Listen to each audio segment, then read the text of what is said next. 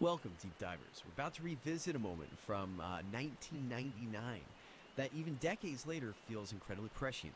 Picture this, BBC Newsnight.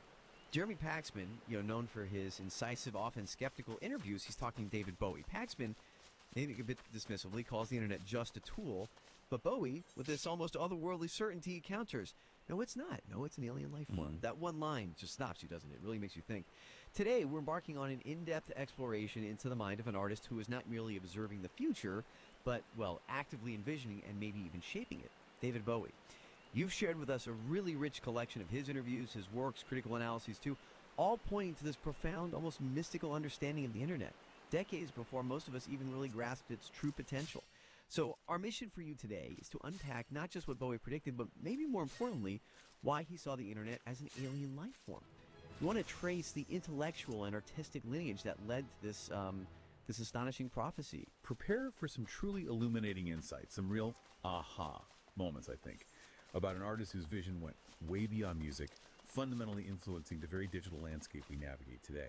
Yeah, and what's truly fascinating here, I think, is that Bowie's statement wasn't just a throwaway line, It wasn't mere artistic hyperbole either. It feels like the culmination of a lifelong artistic philosophy, something deeply rooted in his work and his personal identity.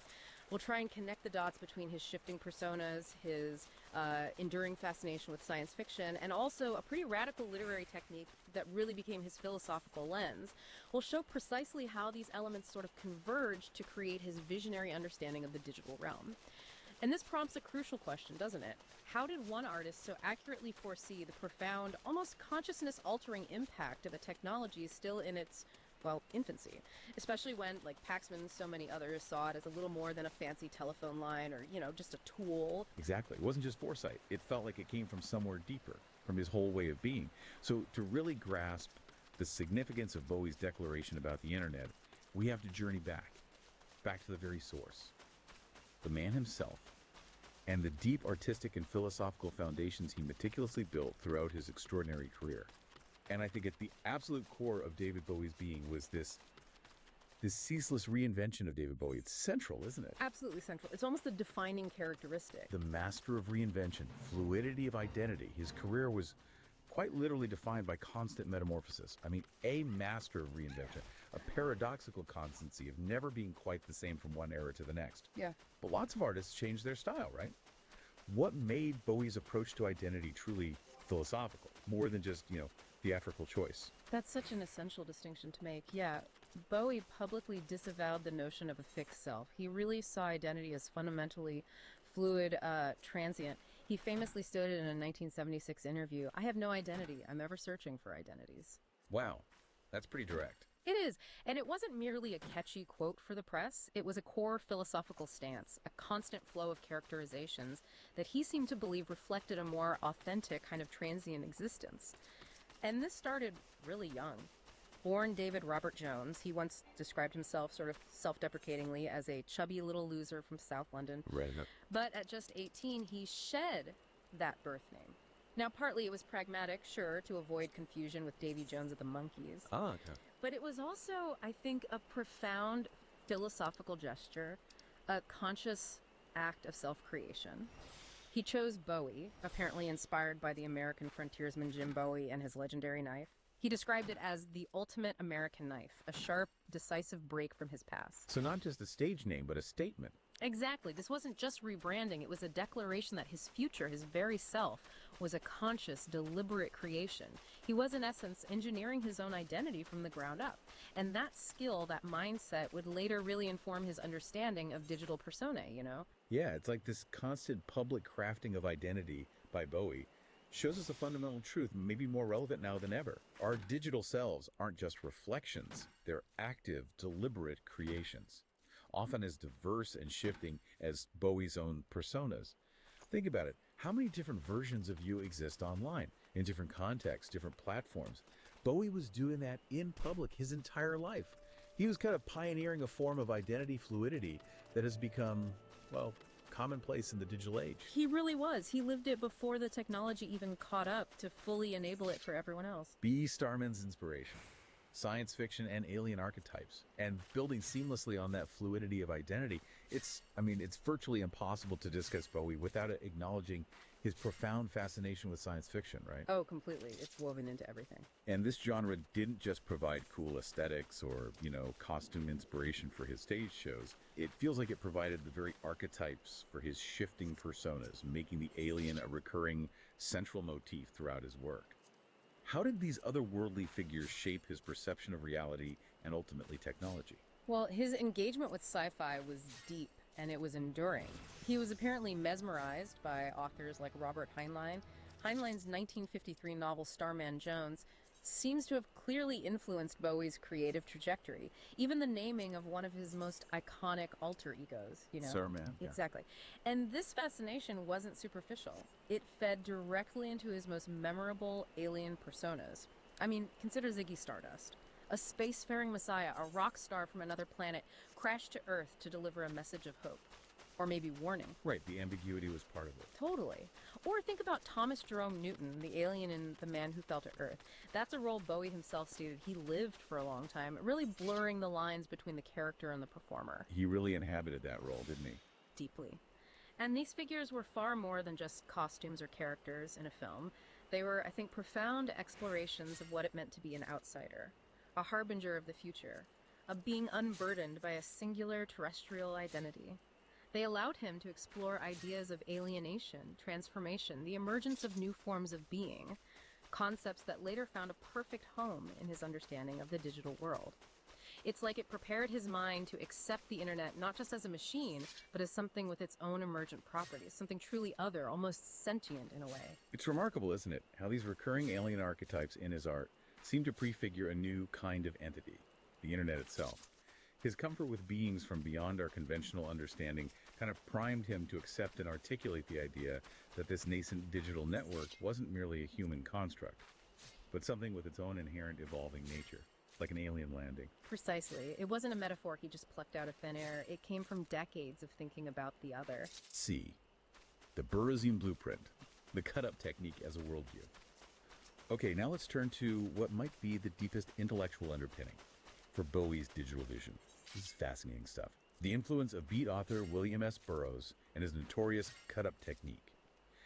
How did this method for Bowie transcend just being a simple artistic quirk to become like a full-fledged philosophical lens, a way he viewed the world and its emerging technologies? It's such a crucial connection, yeah. Burroughs, along with his colleague Brian Geisen, developed this method of literally cutting up and rearranging text and audio, to create new, chaotic, and often surprising narratives. Imagine taking newspaper articles, literally cutting them into individual words or phrases, throwing them in the air, and then reassembling them in whatever random order they landed. A very physical, almost chaotic process. Extremely.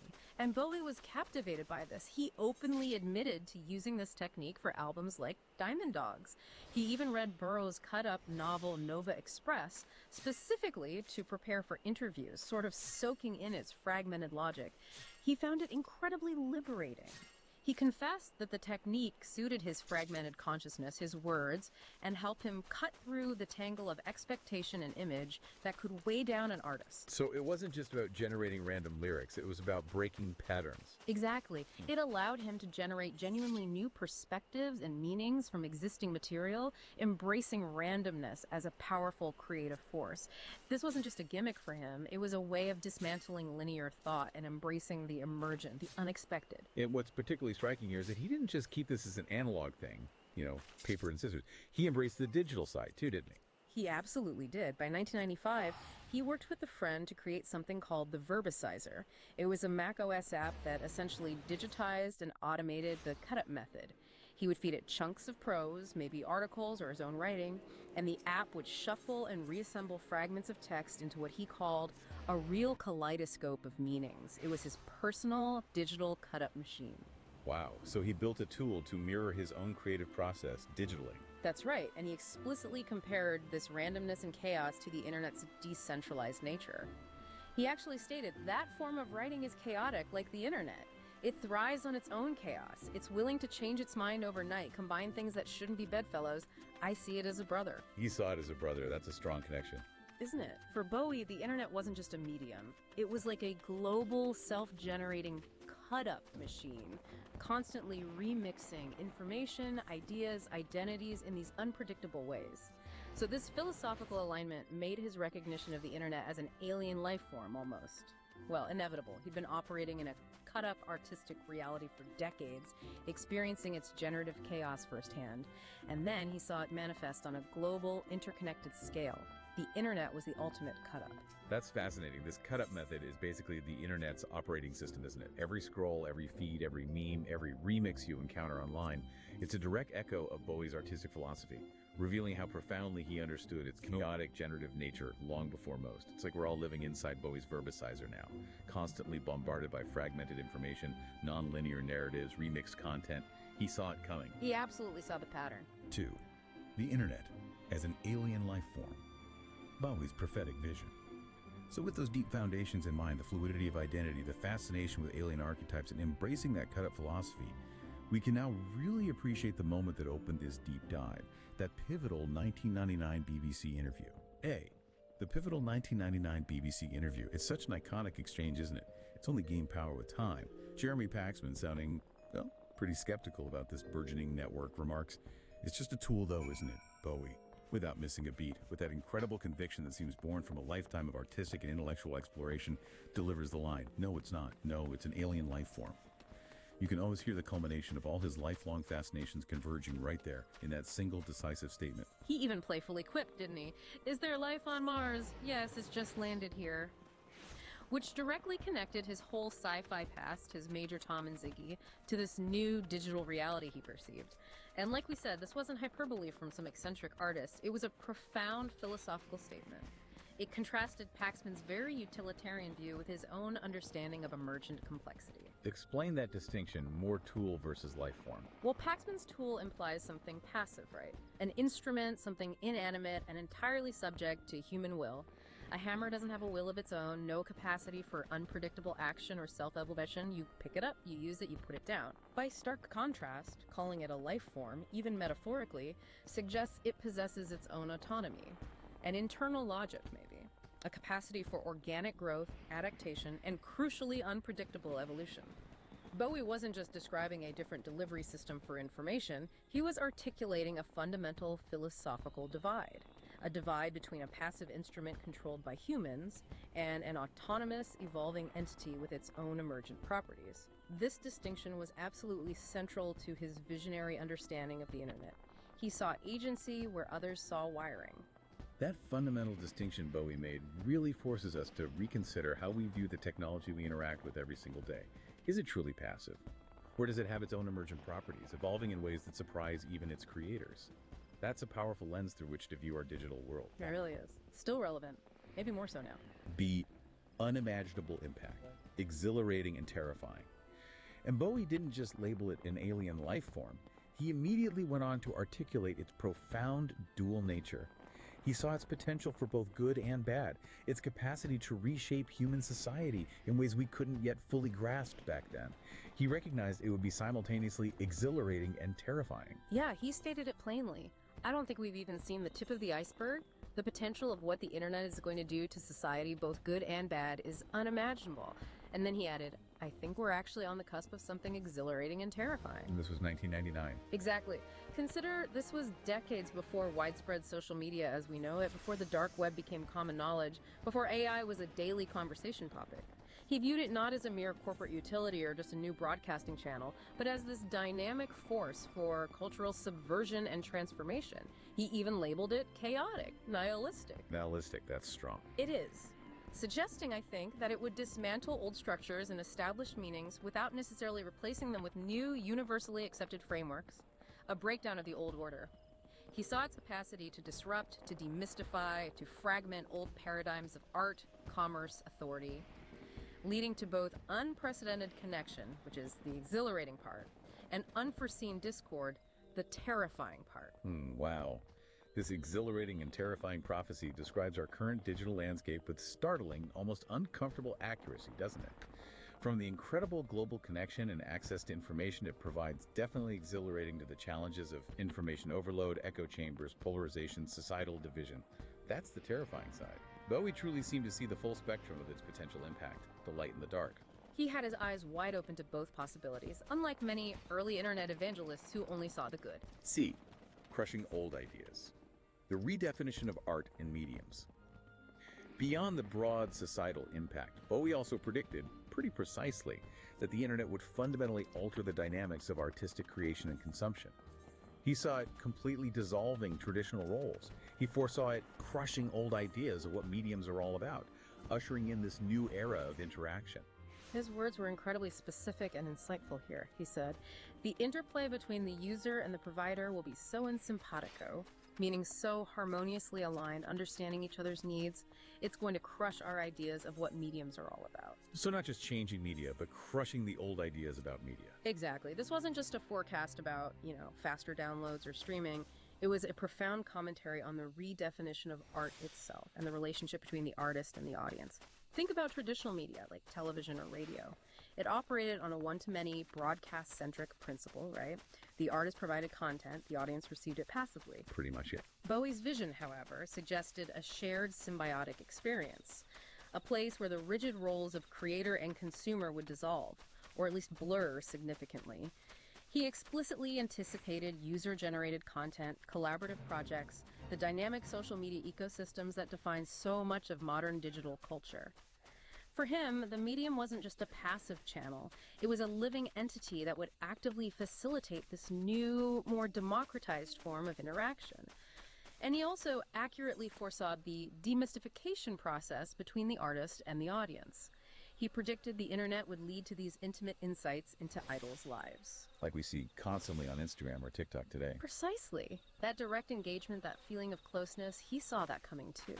That insight from Bowie really explains the blurring of the line between creator and consumer that's just so evident today, isn't it? In the age of social media, online content creation, he saw this coming, describing a gray space in the middle where these roles converge and interact in constantly evolving ways. It's a testament to his understanding of the internet's truly transformative power on culture. He wasn't just looking at the technology, he was looking at how the technology would change us and how we relate to each other and to art.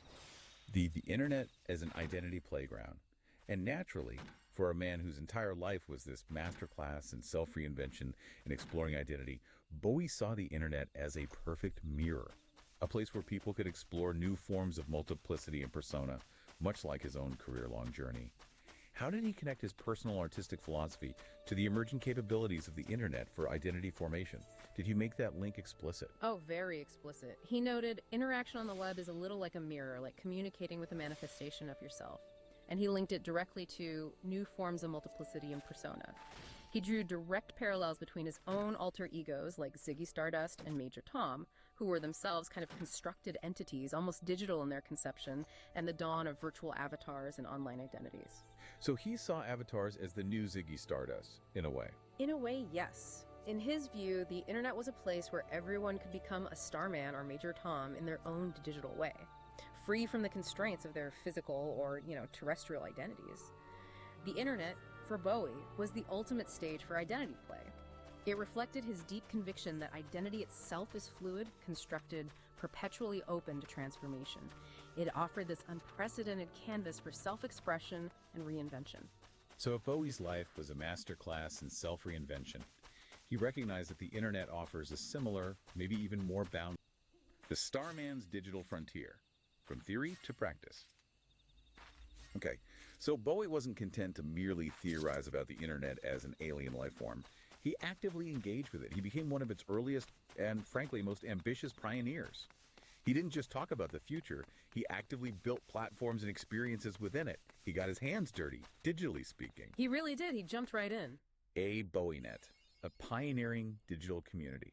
So a year before that famous Paxman interview in 1998, Bowie launched BowieNet. This was truly groundbreaking. An ISP, a social network. This wasn't just a basic fan site, was it? It sounds like it was an ambitious, multifaceted digital community, really light years ahead of its time. Oh, it was an incredible venture for that era in 1998. For $19.95 a month, which wasn't cheap, then users received not just ISP service. So they actually connected through BowieNet. Yes, they could actually connect to the internet through BowieNet. Plus, they got an exclusive at davidbowie.com email address, access to vast amounts of exclusive content, unreleased tracks, photos, journals, fan forums, vibrant chat rooms, and even these rudimentary 3D avatar spaces. Wow, that's comprehensive for 98. Hugely comprehensive. It tried to encapsulate the full potential of early internet community. BowieNet's mission, in Bowie's own words, was Interactivity and community plain and clear, everybody has a voice. He envisioned it as a creative hub for art, poetry, music, not a one-dimensional informational site. He wanted people creating and sharing on it. And what about Bowie himself? Was he just a figurehead or was he actually involved? That's what's particularly compelling. He was an active, though often anonymous, participant. He would apparently lurk his word and engage in discussions. He'd post as Sailor or other secret aliases, reading fan posts, answering questions directly, even championing other artists he found on the forums. This direct, demystified engagement truly demonstrated his core belief in fostering a genuine online community and, again, dissolving this traditional artist-audience divide. He wasn't just broadcasting, he was participating. So think about your online communities today, listeners.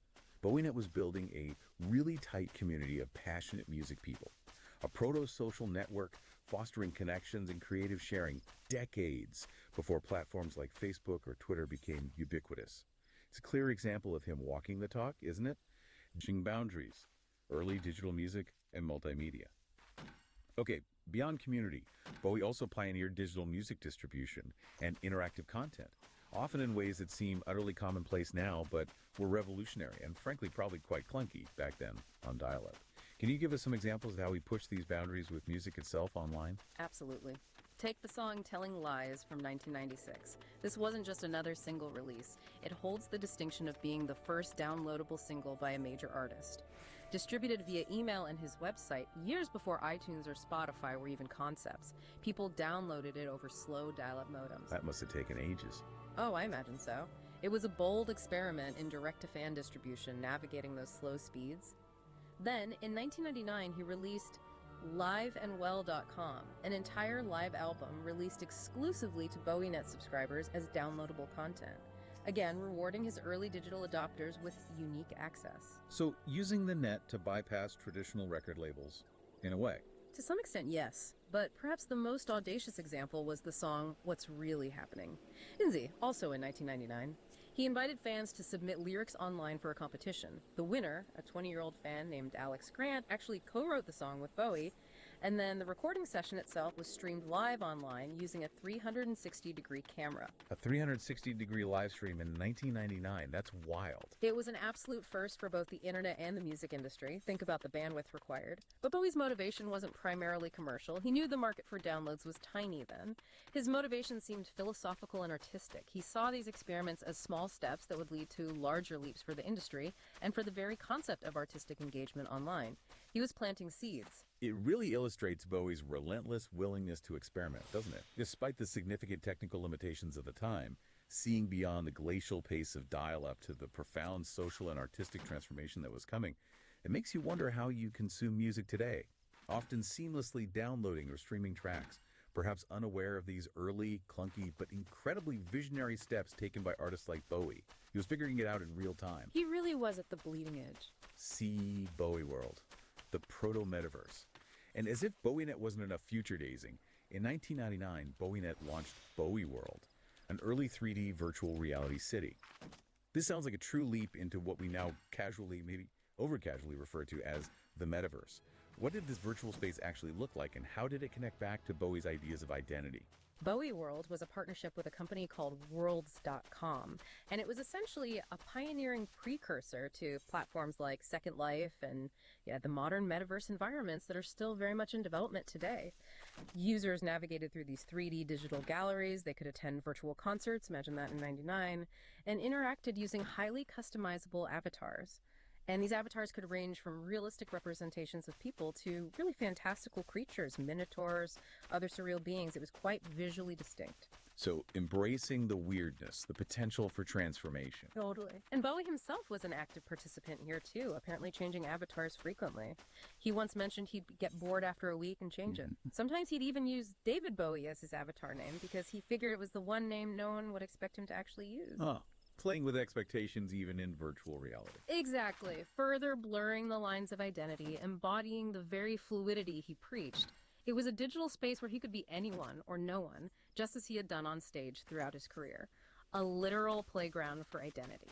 This vision of an immersive virtual world where you could inhabit an avatar and interact in themed spaces was truly decades ahead of its time. Bowie saw the internet not just as a network of information, but as a new world, a true alien life form that you could not just interact with, but literally live within, building entirely new social and artistic realities. He saw the potential for immersion. He really did. He grasped the placeness of the internet early on. D Omicron, the nomad soul Bowie, as digital entity. Okay, so Bowie took this concept of digital identity even further, not just being in a virtual world with Bowie World, but by literally becoming a digital entity himself. He scored and starred in the 1999 video game Omicron, the nomad soul. This must have been a fascinating creative departure for him, moving into interactive gaming. It was a deep immersion into a new, burgeoning medium for him, yeah. Initially, the game's creators at Quantic Dream just wanted to license some of his existing music. But apparently Bowie became captivated by the game's vision, its themes of oppression and spiritual awakening, being trapped in a digital world. So he ended up contributing 10 new songs specifically for the game, which were later reworked for his album Hours, showing it was a serious commitment, not just a licensing deal. Right, the music was integral. Absolutely. And more than that, he lent his likeness and his voice to 2 in-game characters. One was a musician in a virtual band called the Dreamers, performing in virtual clubs within the game. But the more pivotal role was Boz, a kind of living computer hologram leading a resistance movement against the oppressive regime within Omicron's sprawling digital network. So he played both an artist and a revolutionary digital entity. Pretty much. And the game's core narrative, where players' souls could be trapped and reincarnated into different bodies within the game world, resonated deeply with his career-long exploration of identity, transformation, and maybe even digital afterlife.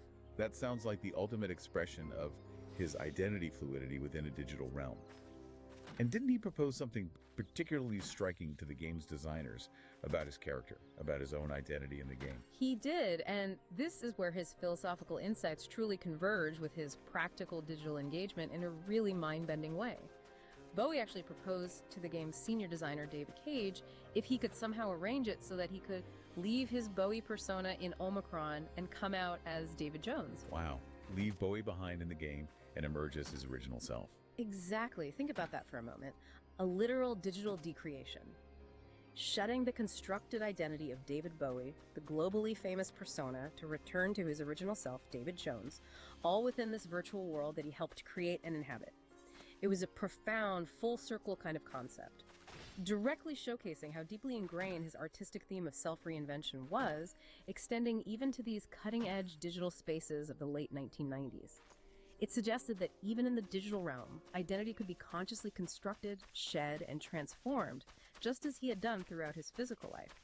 A truly delicious thought, as the designer called it. It really demonstrates how deeply ingrained his artistic theme of self-reinvention was, doesn't it? Extending even to the cutting-edge digital spaces. It's an incredible illustration of an artist fully embracing the potential of new mediums for identity exploration, right up to the point of digital self-erasure and rebirth. Absolutely. It shows the depth of his thinking about what identity even meant in this emerging digital context. 4. The ultimate reinvention. From David Jones to digital immortality. So we've seen how Bowie's foundational artistic philosophy, his technological foresight, his practical engagement with the internet all converged into this idea of an alien life form. But his lifelong narrative of reinvention was itself a kind of grand performance, wasn't it? One that culminated in his most profound act of all, orchestrating his own death as a final, meticulously crafted piece of art, a final, ultimate reinvention. Indeed. Bowie's entire life, viewed retrospectively, can be seen as this meticulously curated performance, commencing, as we discussed, with that conscious rejection of his birth name. He was born David Robert Jones. He famously described his younger self as that chubby little loser from South London, a perception that likely fueled his incredible drive for transformation. The name change at 18, yes, it was pragmatic to avoid confusion with Davy Jones of the Monkees, but it was also, as we said, that profound philosophical gesture. It was a declaration that his future, his very identity, was a conscious, deliberate creation, not some accidental inheritance. His early philosophy seemed rooted in self-determination. He believed an individual is a creature of their own decisions, able to decide what life is going to be like, and then you go ahead and create that life. This ethos was the engine behind his perpetual reinvention. It set the stage for a career where identity itself was his primary medium. This foundational act of self-creation really laid the groundwork for a career where identity was fluid, temporal, something to be shaped. It's a powerful testament to the ethos of self-determination. And it raises a striking question for us all, doesn't it? How does this resonate with your own aspirations, your own sense of who you want to be, and how you choose to create that life for yourself, maybe online or offline? It's a very existential but also very practical question he embodied. Be the artistic cycle. Creating killing personas. Ziggy Stardust. Bowie then established this recurring pattern, didn't he? A cycle of artistic death followed by rebirth throughout his career. It felt deliberate, almost ritualistic. The most famous and perhaps most shocking example, of course, being the abrupt retirement of Ziggy Stardust right at his peak. Ziggy Stardust was a phenomenon, wasn't he? A totally credible plastic rock and roll singer, as Bowie called him, and also a surreal cartoon character. This bisexual, gender-fluid alien messiah who just captivated the world. But at the absolute height of Ziggy's fame, 1973, Bowie abruptly announced on stage at the Hammersmith Odeon in London, "This is the last show that we'll ever do." The band didn't even know. Shocking the audience, the band, everyone. Totally. It was a shocking, fearless commitment to art over commercial appeal. A refusal to be trapped, even by phenomenal success. He explicitly stated later he was exhausted and completely bored with the whole Ziggy concept. This deliberate destruction of his most successful persona was, looking back, a kind of metaphorical dress rehearsal for his final act decades later. It demonstrated the same unsparing artistic courage and commitment to evolving his identity that would later allow him to create a final prophetic album about his own death. This pattern of artistic death followed by rebirth became the blueprint. It proved that every end could be a planned beginning in his narrative. Yeah, this pattern demonstrates Bowie's conviction that every end was a planned beginning, and that creative death, as you put it, must precede reinvention. It's a powerful lesson in artistic courage and commitment, watching an artist refuse to be creatively constrained, even by his own monumental successes. He wouldn't be fossilized. C. Confronting mortality. The next day, as a thematic bridge. Okay, fast forward a bit. After a decade-long hiatus from releasing new material, Bowie re-emerged seemingly out of nowhere in 2013 with The Next Day. Looking back now, that album feels like a crucial thematic bridge, doesn't it? Subtly setting the stage for his deeply personal confrontation with mortality that would follow. What was the significance of The Next Day in his overall narrative? The Next Day was a fascinating re-entry, yeah. It revisited a kind of lyrical bleakness that was reminiscent of his acclaimed 1970s Berlin work, filled with themes of conflict, violence, memory, social fragmentation. It wasn't an explicit self-epitaph like Black Star would be, but it certainly established a psychological and artistic foundation for what was to come. A return to introspection, a darker thematic palette, perhaps. Preparing the ground. Maybe, and what's particularly telling for our discussion today is that one of the tracks, Love is Lost, contained reflections on how everyone has cut down their feelings in the internet age. So it showed his continued interest in technology's societal effects, how that alien life form was impacting human emotion, even at this later stage of his career as he was perhaps contemplating his own end. So even then, he's weaving in commentary about the digital age. Absolutely. And the title itself, The Next Day, it could be seen not just as a promise of return, but maybe with hindsight, a subtle threat, foreshadowing an inevitable end that was yet to be revealed to the public. It felt like a thematic reset, reintroducing the complexity and perhaps the darkness of his past work to prepare the audience, maybe unconsciously, for the deeply personal darkness of his final statement. So this album prepared the audience for the intensely personal farewell that was to come, showcasing how Bowie wove contemporary technological commentary into his artistic arc, even when grappling with these weighty themes like legacy and mortality. He was always watching, always absorbing, wasn't he? Always processing the present, even as he looked back, or perhaps looked towards the end. D, the final performance. Black Star as a self-epitaph. And then came Black Star, released on his 69th birthday, January 8th, 2016, just 2 days before his death. It was undeniably a profound parting gift and a conscious self-epitaph. This was arguably the ultimate act of self-curation in a career absolutely defined by it. How meticulously was this final statement crafted? We know more now, right? We do.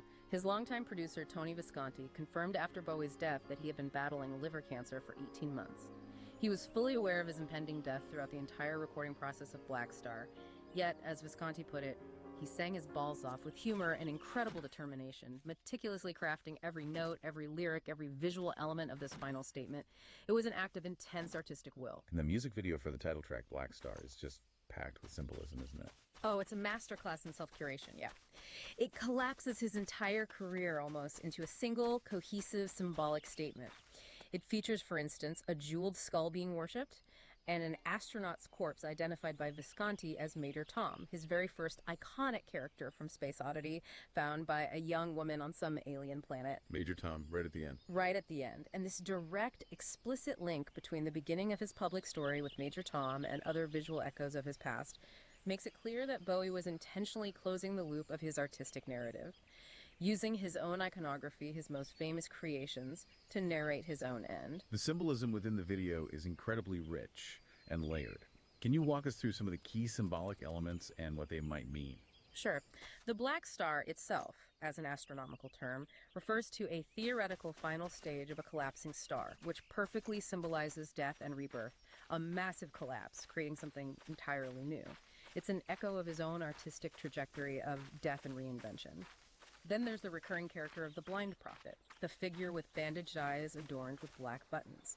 This could represent spiritual darkness, a loss of conventional vision, but maybe gaining another kind, or perhaps even a commentary on the commodification of his own artistic vision, seeing without seeing in the conventional sense. Fascinating. What else? There's mention of the Villa Ormen in the lyrics, and Ormen means serpent in Norwegian. The serpent is a powerful, ancient symbol of transformation, shedding skin, a junction between life and death, primordial knowledge, and the simple image of the solitary candle that appears reinforces the focus on an individual life nearing its end, burning brightly but briefly. Each element seems chosen with deliberate precision to convey this deeply personal yet universally resonant message about mortality, legacy, and artistic transcendence. So Bowie was consciously closing the loop of his artistic narrative, using his own history, his own symbols to narrate his own end, transforming his physical passing into a profound final piece of art. It's an act of ultimate self-curation that really challenges our very notion of what an artist can achieve with their life's work, extending it right into their death. E, the resurrection of Lazarus, a legacy transcending death. And this final act culminates so powerfully in the song in the stage musical Lazarus, which serves as Bowie's unambiguous swan song, doesn't it? And it explicitly prophesies his legacy's resurrection. How did this work complete his ultimate reinvention? The lyrics to the song Lazarus are remarkably direct and poignant. Lines like, "Look up here, man, I'm in heaven," or "Look up here, I'm in danger and I've got nothing left to lose."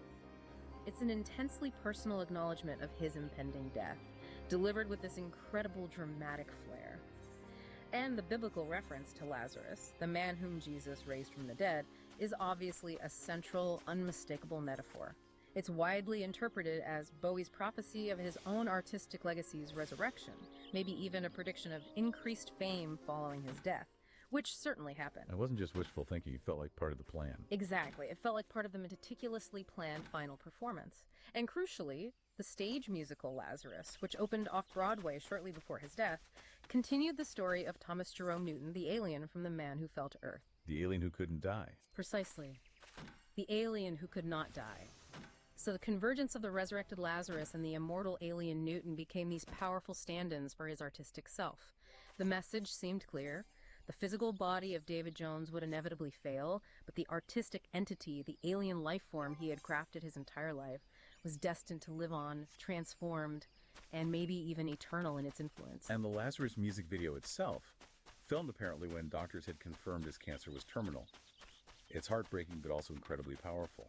It shows him writhing in a hospital bed, then rising, dancing almost, before finally retreating into a dark wardrobe. It's a powerful symbolic final departure, isn't it? A conscious exit that concludes his lifelong performance, leaving behind the art, the myth, the legacy for his audience to continually discover and reinterpret. So this is the ultimate reinvention, transforming mortality itself into artistic immortality.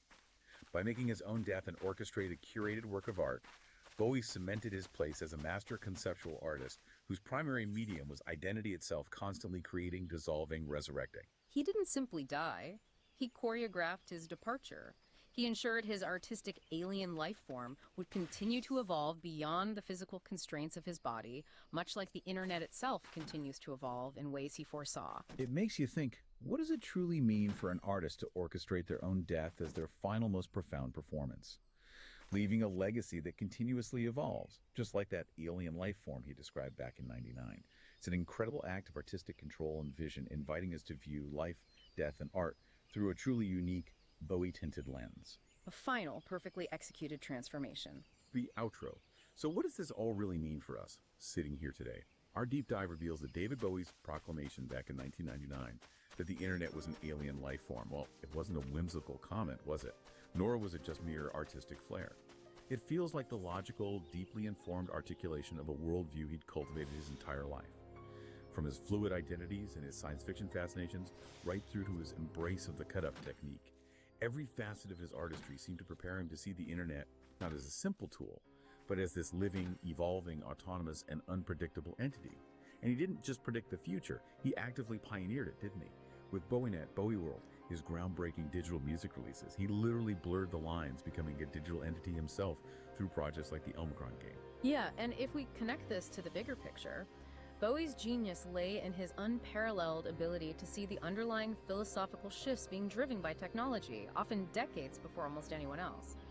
His predictions about the blurring of creator and audience, the rise of user-generated content, the chaotic, generative nature of information online, and the internet as this dynamic playground for identity.